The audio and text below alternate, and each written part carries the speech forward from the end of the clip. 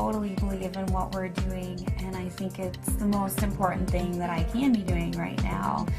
There are so many people who are sick, and if this can help them, people have to know about this.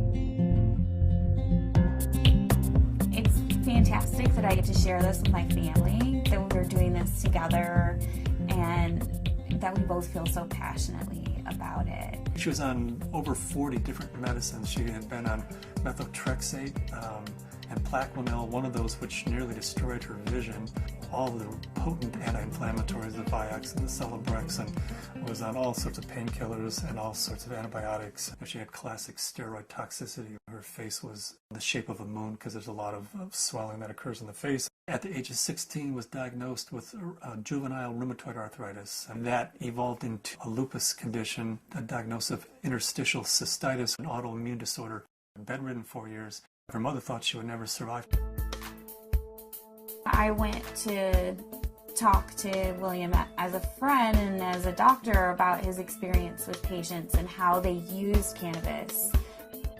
Seeing what the juicing did for me, using it in this form, was so significant. It changed my life. About 4 to 6 weeks after I started on juicing every day, I had no more back pain. I didn't need pain pills.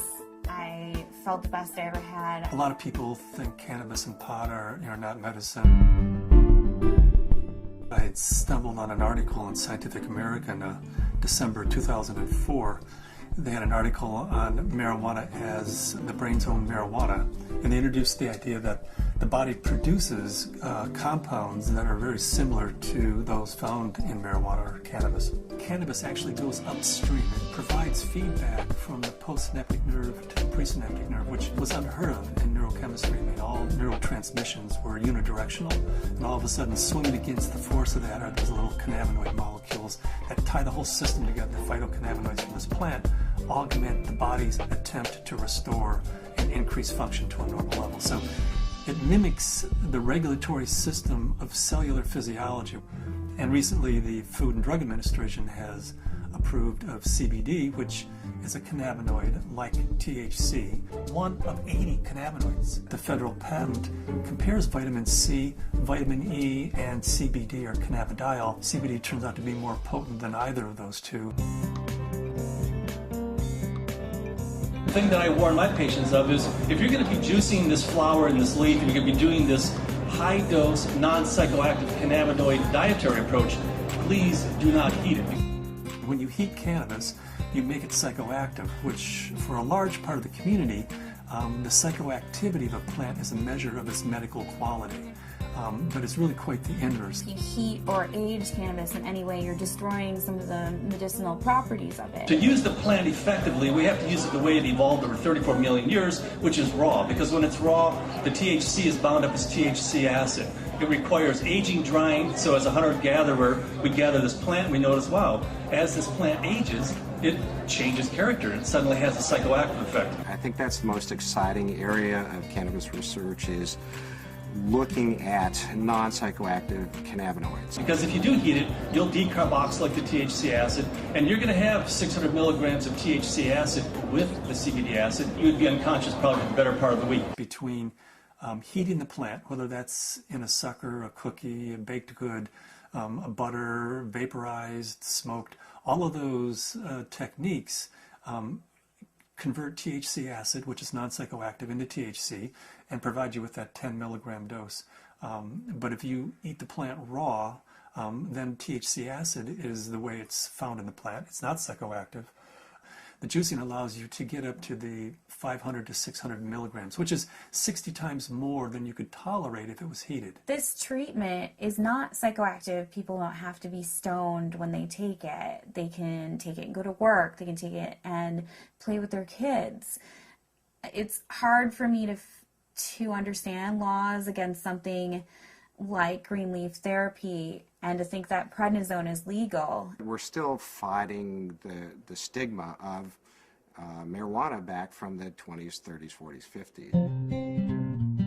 I was a prosecutor for 8 years in Mendocino County, so I know it from both as a defense attorney and as a prosecutor. The 1972 Controlled Substances Act said that marijuana has no medical value whatsoever. The federal government has a patent on its medical properties. The Food and Drug Administration has approved of it as investigative new drug. I have not found the United States to be very open about cannabis research. In order to print an article in a peer-reviewed journal, you have to use cannabis that they have certified for your study. And there are physicians who have waited 3, 4, 5, 6 years, some even longer than that, to just get a sample. The federal government's been kind of schizophrenic in the way it looks at marijuana. It says it has no medical value under that act, but at the same time, the federal government has been funding research in marijuana for years, for decades. And they've even patented certain strains of marijuana because they recognize it has that medical value. The California Narcotic Officers Association does not believe in medical marijuana. They believe it's all a big scam, and that's how they train law enforcement officers. Law enforcement is allowed to take a percentage of all assets that are forfeited and seized under the state and federal asset forfeiture law. So it takes the really enlightened and compassionate law enforcement officer to recognize that these medical marijuana laws are designed to protect patients. I was trained when someone had marijuana, you took them to jail. There wasn't a medicine use for marijuana. It's an illegal substance, and people went to jail for it. In 1996, California took a huge leap. I didn't support Proposition 215 because of the education I had, the experience I had, and what I had seen through the illegal marijuana gardens that I had seen throughout my career. Since 1996, I have changed my opinion somewhat. I believe there is a very clear medicinal use for marijuana. That being said, I believe that there are a large percentage of people who use marijuana as an excuse to either make profits or for recreational. The people who use marijuana for the true intended use that the voters passed, medicinal, I'll do everything I can to support their rights. There's many more things that law enforcement can be focused on than medicinal marijuana. And I don't want to give the impression at all that I support people who are growing marijuana for medical purposes 364 days of the year, and then one day a year they make a big sale for a couple $100,000, and they're a commercial seller that one day of the year. They're the people who are causing problems for the people who really and truly need and can use medical marijuana.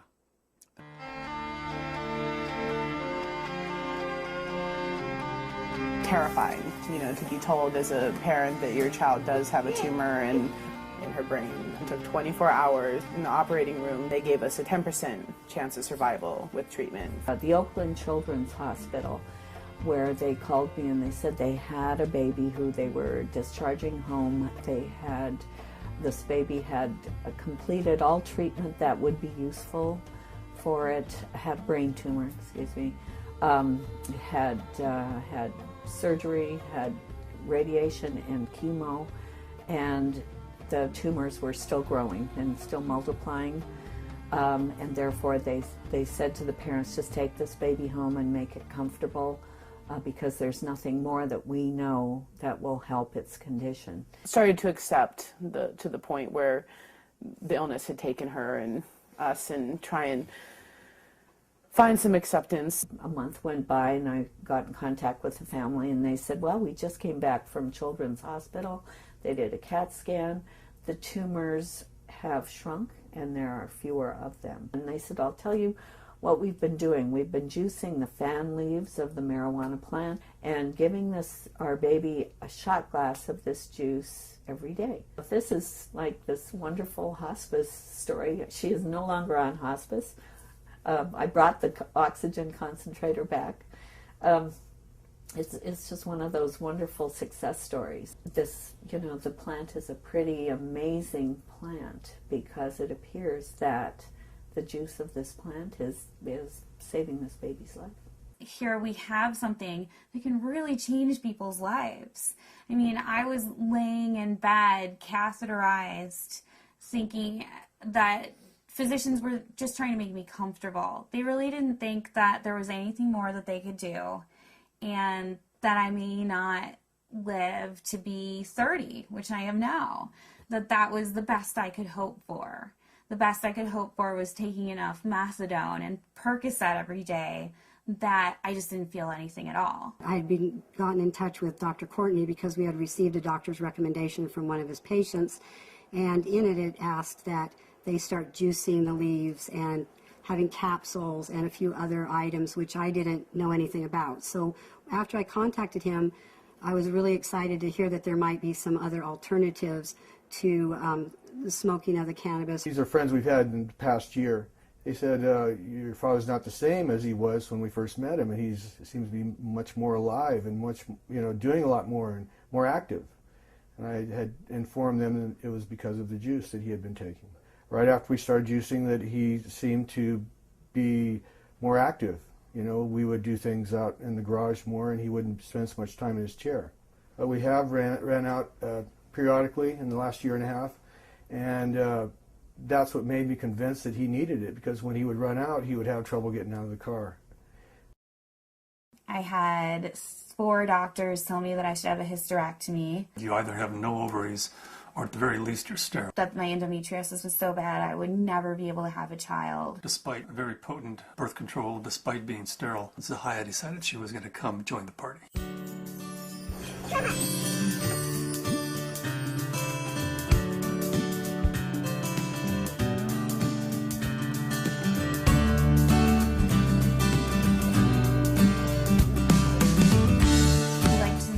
Ourselves by being extremely scientific, and people know that if they're going to come to us, they're going to have to go through a lot of hoops, but they're also going to get the most up-to-date scientific knowledge on this subject, and they're going to see a physician who's an expert in the field of non-psychoactive cannabinoids, and there are plenty of people that want that and are looking for that. We opened our 5th office in Luxembourg. Their government is really sympathetic and open. There's an international group studying autism and CBD in Luxembourg. There's a physician there who's writing cannabis scripts who's also a senator, and we've been working with him, Senator Columbera. The government may be actually funding experiments in a research center using cannabis, in large part because of Dr. Courtney's work with non-psychoactive cannabinoids and Senator Columbera's work with cancer patients. There are now facilities for testing plants, and there's been more progress made in the last 5 to 6 months. A new strain in from Spain called Cannatonic, 6.9% CBD. That's 700% increase over Northern Lights, which is our previous high producer. I would like to find strains that have all of the cannabinoids present in an amount that's useful. I'd like to produce strains that are adapted to environment. In Luxembourg, we're producing thousands and thousands of pounds of seed, to raise the money to give away, a half a pound of seed, because if that person grows an acre of cannabis and feeds their family the proteins and the fatty acids, incredible food source, an incredible preventative medicine source, and an incredible therapeutic source, and at the same time, they're sucking 5 times as much CO2 out of the environment as an acre of trees. First, we have to change Convention Treaty Number 1, which was the convention that the UN put out in 1961 that says cannabis is a crime, should be, if you have it, if you grow it, if it's in your possession, you should be in prison. That dogma has dominated the world right now. They're asking for input from the World Health Organization, and in the process of writing a letter stating that this is a dietary essential. It's not a criminal thing, because we have to change that treaty before we can go into Central and South America and say, you grow yourself an acre of this plant, feed your family, prevent illnesses. So Cannabis International kind of legalizing the plant globally, giving it back to people as a food source, prevent illness is so much better than waiting until you have diseases. With my own experience and all the patients that I've spoken to, I believe that it's not an isolated incident, that this is the best medication